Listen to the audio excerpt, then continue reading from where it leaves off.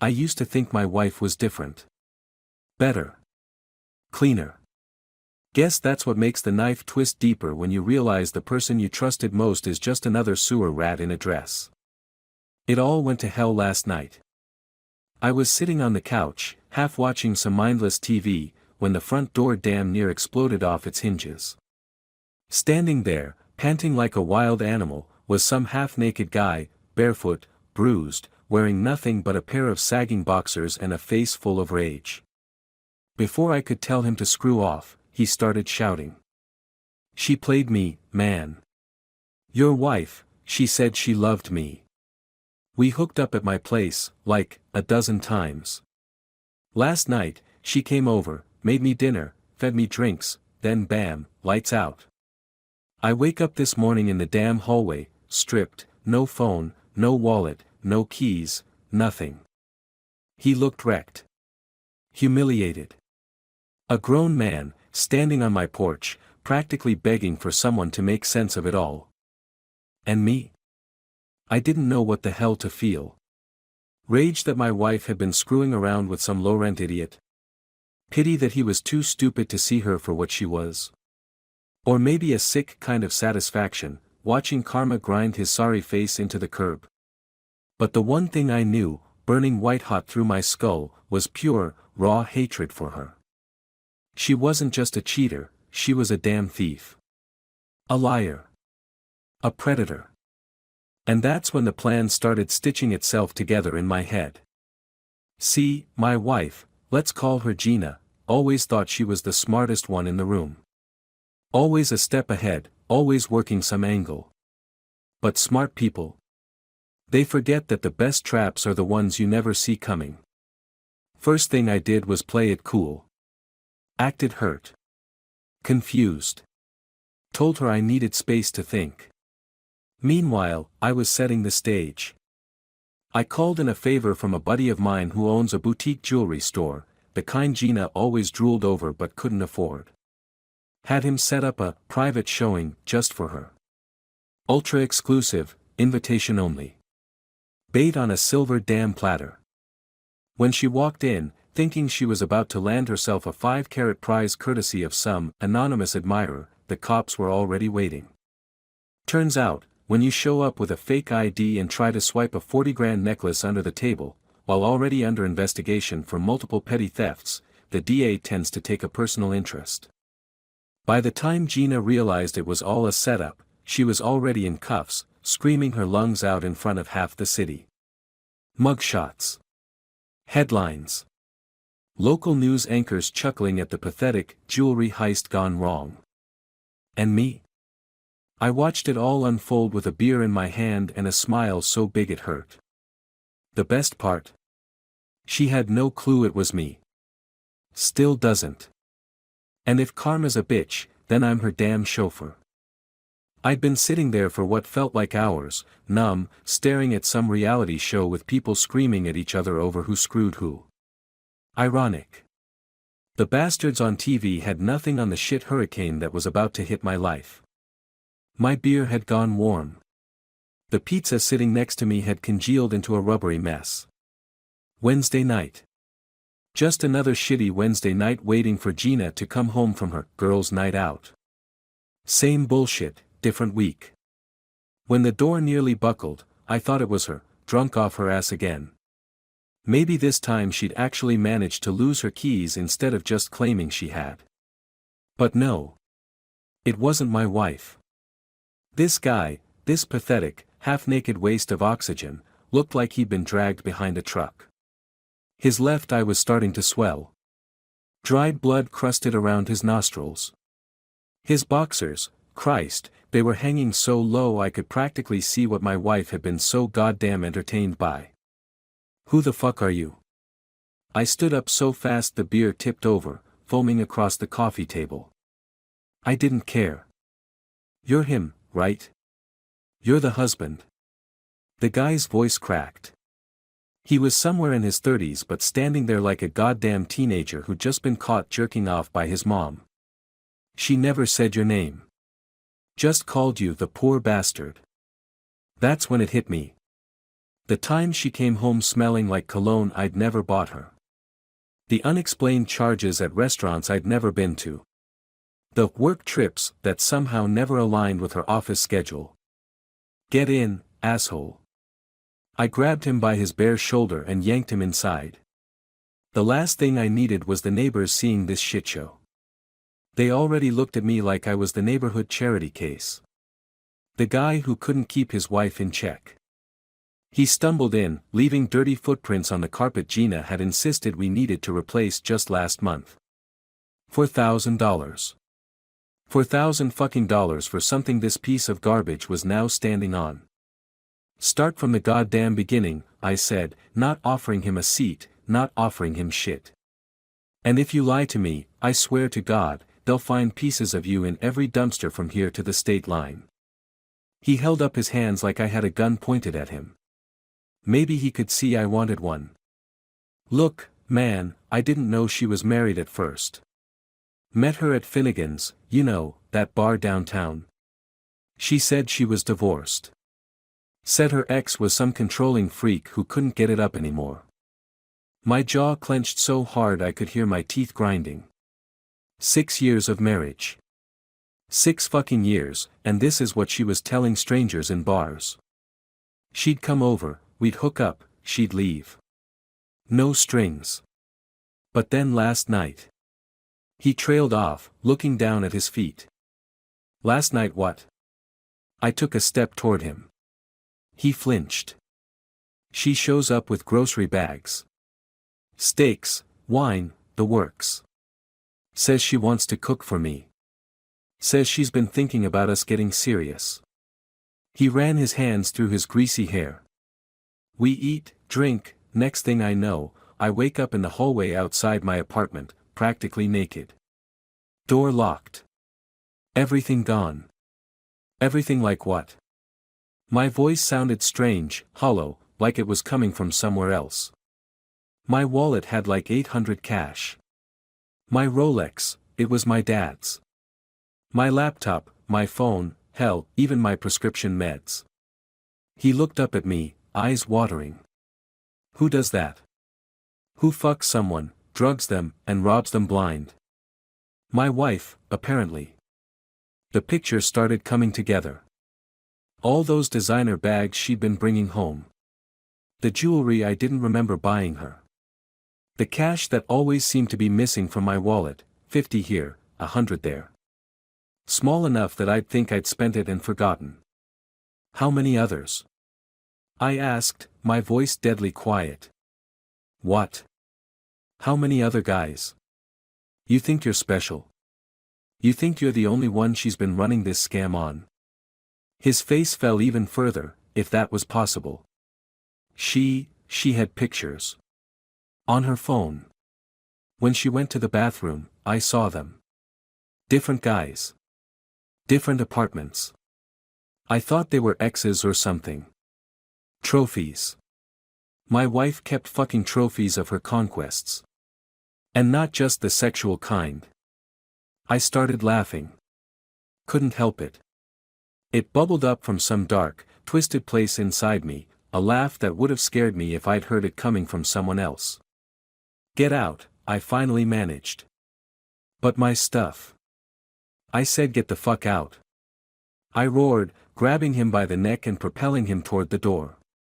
You come back here, you so much as drive past this house again, and I'll make sure you're breathing through a tube. You understand me? He nodded frantically, stumbling back onto the porch. I slammed the door so hard a picture fell off the wall.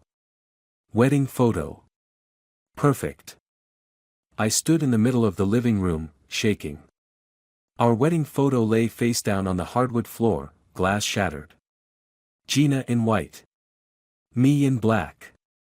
Both of us smiling like we had all the answers. What a fucking joke. I walked to our bedroom, to my bedroom, and started opening drawers. Hers first. Under a stack of neatly folded lingerie she never wore for me anymore, I found it. A small black notebook. Names, addresses, items taken, dollar values. All in her perfect, looping handwriting. It was a goddamn ledger. My wife had a ledger of men she'd robbed. I flipped through the pages, my stomach turning. 23 names. 23 men who'd fallen for her act. The oldest entry dated back 3 years, a year before those girls' nights had started.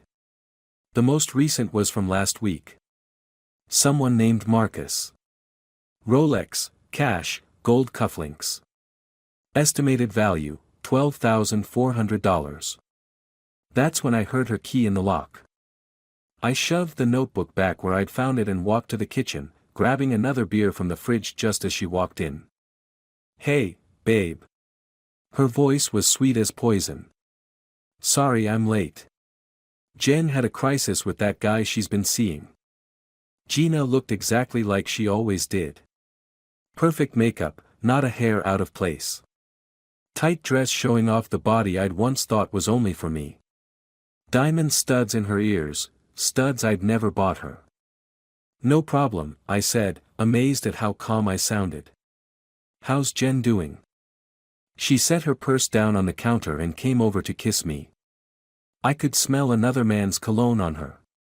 Could taste wine on her lips that I knew wasn't from any girls' night. "Oh, you know Jen. Drama follows her everywhere." She smiled that smile that used to make my heart race. Now it just made me want to vomit.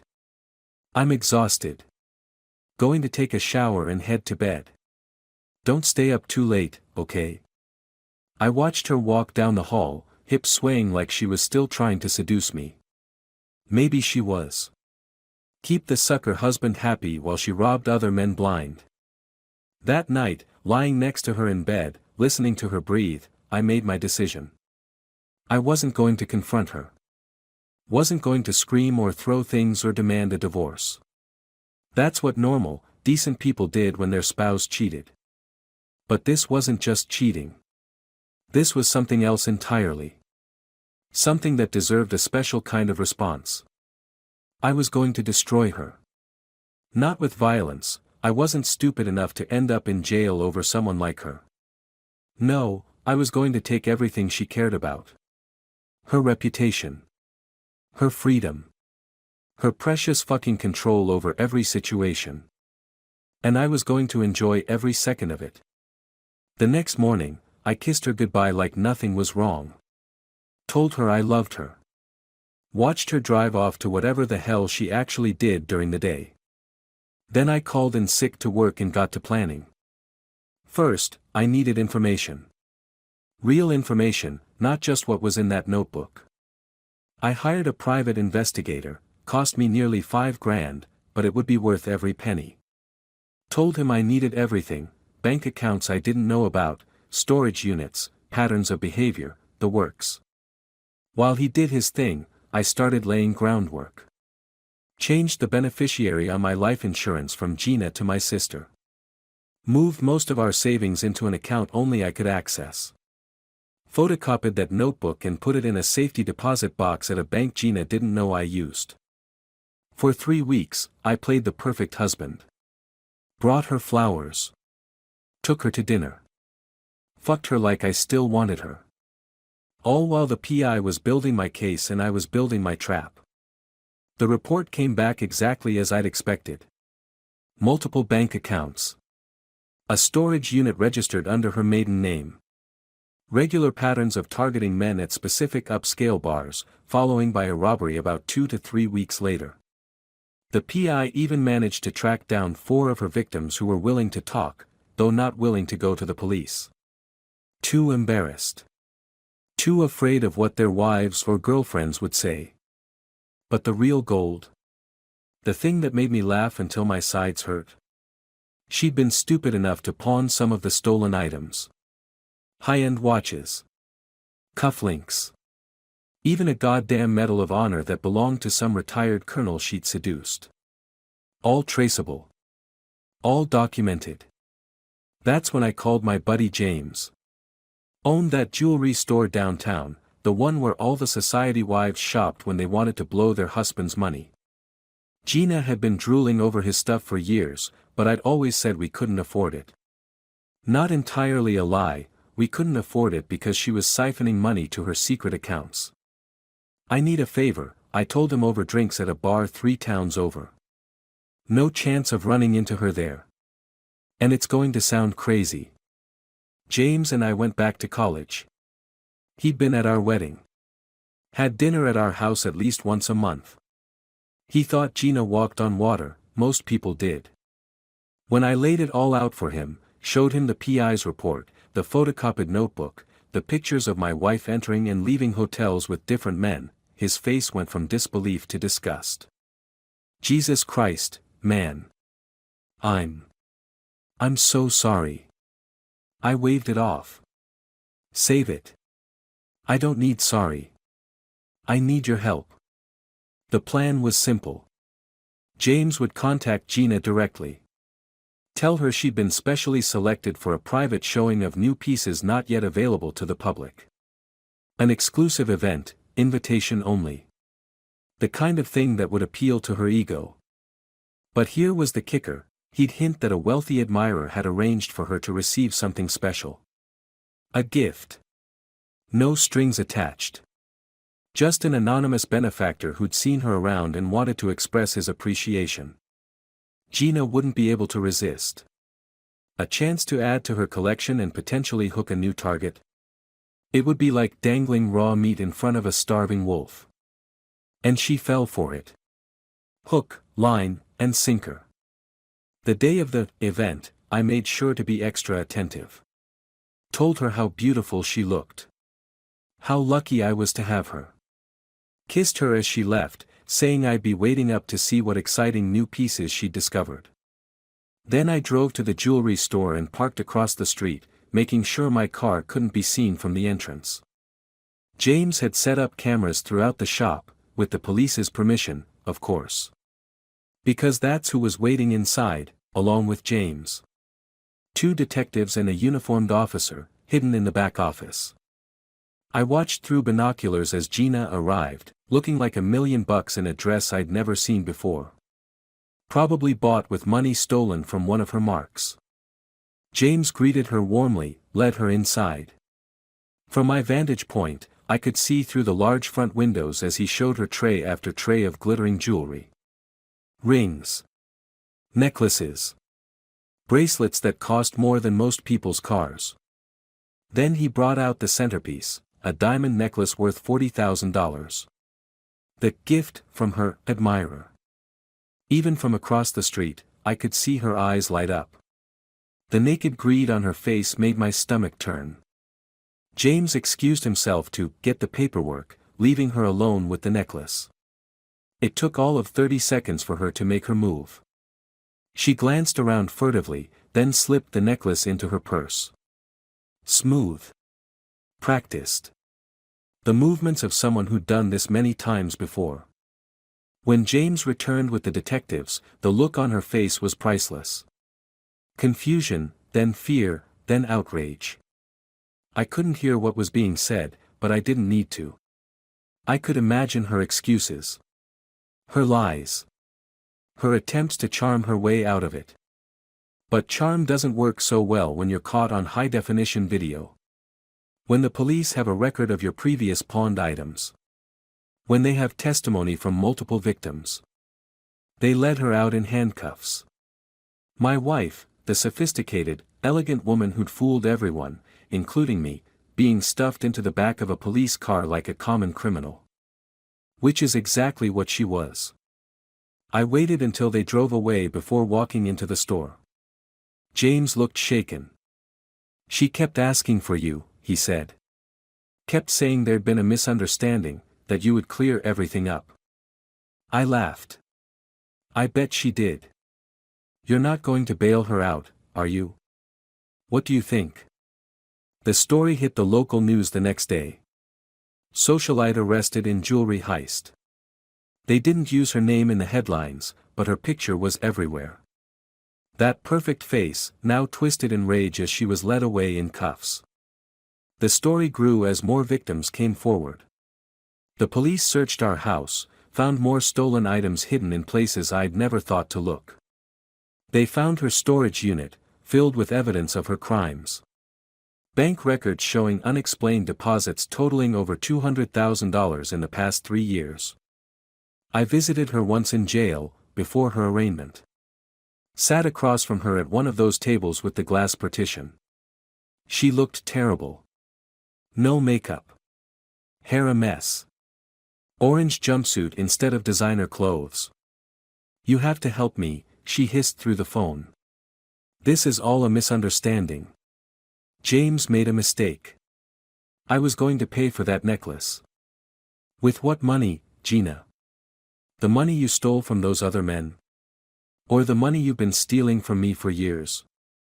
The look on her face, that moment when she realized I knew everything, was almost worth the hell she'd put me through.